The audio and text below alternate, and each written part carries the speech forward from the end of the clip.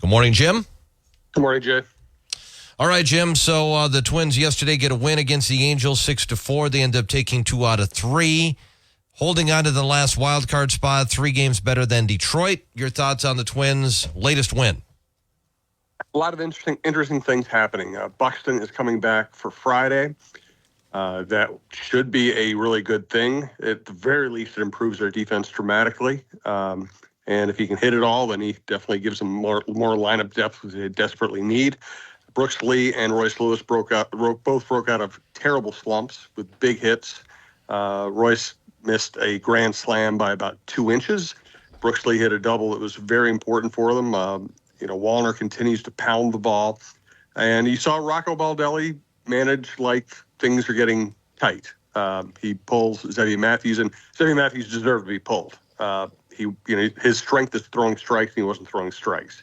So that was a little worrisome. He pulled him early, used Cole Sands early, went to Alcala.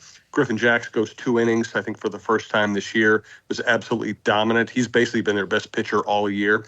And then Duran was good enough in the 9th. So, yeah, they win 2 straight. They have Cincinnati coming to town with Buxton coming back. Maybe they can get something rolling again here. And maybe Correa will be back within a week or so. Yeah, certainly good signs. I mean, you brought up a lot of those, Royce Lewis, Brooks Lee. Duran did give up a run, but, you mentioned Griffin Jackson, how great he has been this year. Would they consider using him in 9th inning situations, or is it got to be Duran? Well, here's the interesting thing. If you break down Duran's performances, he's been very good in true save situations. I think his ERA in true save situations is like 1.5 or something like that. I don't have the exact number, but it's very good. Where Duran has failed this year is when he comes in non-save situations. Sometimes Rocco has flip-flopped them, said, okay, I want Duran pitching the 8th because that's where the media order is up. And sometimes he's had Duran pitch in non-safe situations, and he's been terrible in those situations. And I know it shouldn't work that way, but sometimes it does. I've talked to closers throughout the years who said, if you don't have the adrenaline, if all you ever think about is coming in the 9th with your music playing to get a save, and you're not in that situation, it can be hard to summon up the same adrenaline and fire that you usually have. And so I think what he should do is use Jax as his 8th inning guy, and sometimes as his 7th and 8th inning guy, and use Duran only in safe situations at this point. Which is kind of what they did last night. Yeah. Yeah. Well, I thought that was perfect last night. And I don't think you want Duran pitching 2 innings unless he has an incredibly efficient first inning, where I think Jax has the... In fact, on our last podcast, our last Chin Music podcast, Roy Smalley said he thinks they should make Griffin Jackson to a starter next year. He has 4 pitches. They're all very good. He knows how to pitch. He can be efficient with his pitches. And that's why he's set up to do more two-inning work if he needs to, because he can blow through a lineup in 6 pitches and conserve his own energy. Has he been a starter before in his career? I think so. I'd have to look that up. He's been, basically since he's been on our radar, he's been strictly a reliever. But I'll have to look that up. Because the Twins are certainly in a chase here to make the playoffs, and they've had some injuries and got some inexperienced starting pitchers. We saw Zebby Matthews and mentioned he was starting to have trouble with his control a little bit, and then they yanked him out early. Is because of the situation where they're trying to make the playoffs and they've got young pitchers that there would be a quick hook? Yes, no doubt about it. And you just can't. Most of the season is about the long haul. And there are times in the season, I know it drives fans crazy, because I hear from them all the time, where you have to actually sacrifice a game because sacrificing a game might save your bullpen. It might keep somebody from stressing themselves or putting themselves in a position where they might injure themselves. Baseball is not a win-at-all-costs everyday game. It just isn't. Until you get to this. Now it is win. Now it is win every game you can possibly win. Do whatever you need to do. Pull the young pitcher. You burn out your bullpen. You got to win games right now. It's just the way it is. By the way, yes, I had forgotten. I figured Jax was a starter in the minor leagues, and he was. I had forgotten he started some games for the Twins. When he first came up, that was 2021. He started 14 games. So, but then they they just identified him as being somebody who would be better to just fire the ball one inning at a time. But at this point, he throws harder now than he used to. He has more pitches than he used to. He's learned how to get big league hitters out. He has tons of composure.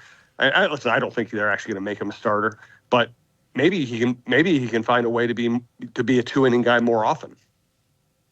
Jim, of the teams that are chasing the Twins, you got the Tigers closest behind 3-back, Red Sox 4-back, Mariners 4-back. Which of those three would be the biggest concern? I have no idea. I'll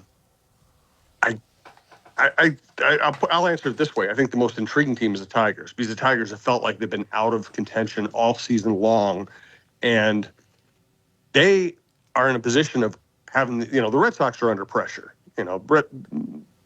Massachusetts people are not, New England people are really angry at that team. They're under a lot of pressure. The Mariners have been kind of disappointing for years. The Tigers are kind of playing with house money.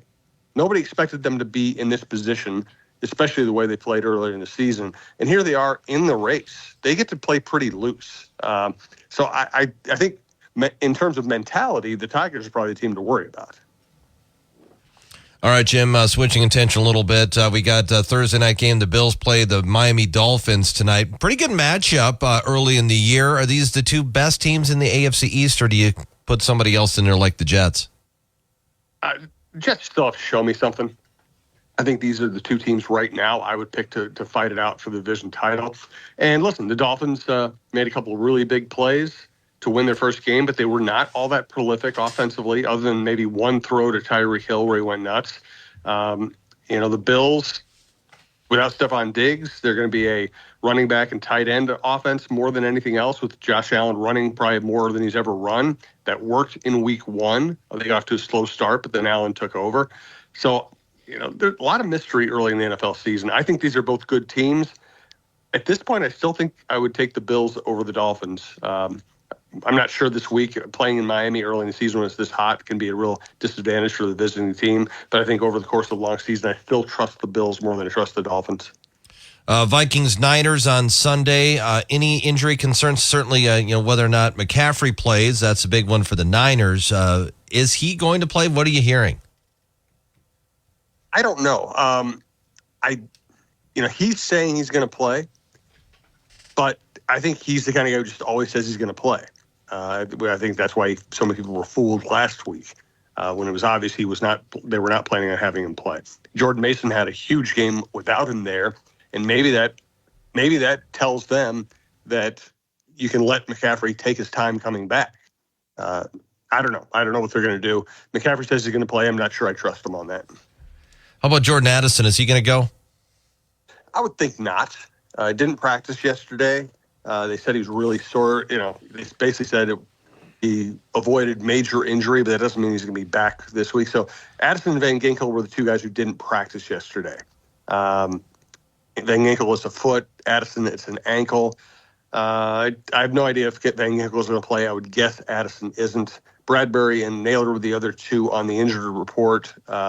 Naylor is back. Bradbury was limited with a knee. I would guess he would play, but you never really know. Jim, are the Vikings pretty comfortable with their wide receiver depth? Well, they like Naylor a lot, but they would certainly rather have Addison in there as their number 2 and Naylor as their number 3, and then Powell is like their number 4. That's kind of how they're set up. That's their ideal setup. With Addison, if they end up in a shootout, do they have enough wide receiver talent to help Darnold out? I don't know. That remains to be seen. Jim, do you know if Hawkinson will be back after 5-6 games? I really think he'll be back. He had to take 4 games off. I would think he would be back in week 5 unless we hear something else. Do you know if he's running around doing stuff and looking like he's going to be able to do it? Yeah, but he was running around great in training camp. That's why so many people thought that he would avoid the IR. He looked great all camp. They just decided to be really cautious with the very important player. When it comes to ACL tears, it used to be like a year, sometimes even longer than that before guys would come back. Is it just medicine and rehab just changed so much that guys can come back sooner? Yeah, I think rehab has evolved, and That's really got to be that's the only variable that's changed. Athletes have always worked hard at coming back, and they've always, so yeah, I just think somebody somewhere found a way to rehab these guys faster. I'm not even sure what it is.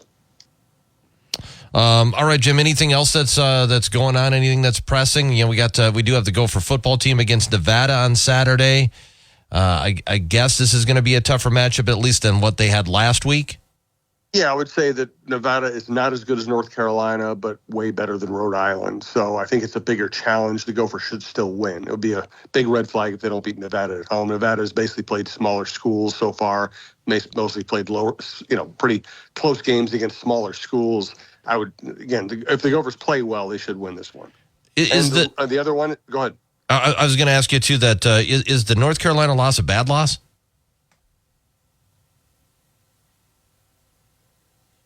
Oh, sorry, Jay, I lost you. Can you hear me? Okay, yeah, I got you now. I just asked you whether or not the North Carolina loss was a bad one. You are cutting out on me, Jay. Okay, yeah, we're having some connection issue there. Okay, I can hear you now. Okay, North Carolina game for the Gophers, was that a bad loss? Yeah, you're at home, and you have a great kicker, and if you make a couple field goals, you win it. If you make one field goal, you win it. It's a bad loss, especially given the difficulty of the rest of the schedule. They needed to build up a cushion, and they didn't do that. So if the goal is to go to a bowl game, that game could be problematic. All right, Jim, what do you got in your podcasts? Let's see. We have the Viking Update show out. We have the John Krasinski show out. We're putting Preps Today with John Millay is out. Today we will do the Jeff Diamond show and the Chin Music show.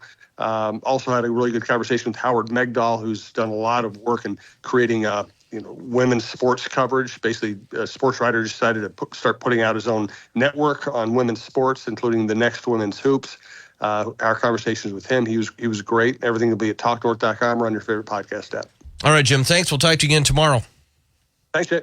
It's Jim Souhan, Star Tribune sports columnist, joining us every weekday morning at this time. Follow him on Twitter at SouhanStrib. Check out his latest column in the Star Tribune or his podcasts at talknorth.com. Jim, today brought to you by Wimmer Opticians and the Green Mill in downtown St. Cloud. Next on WJON, it's World and National News from ABC, and that's brought to you by Executive Express.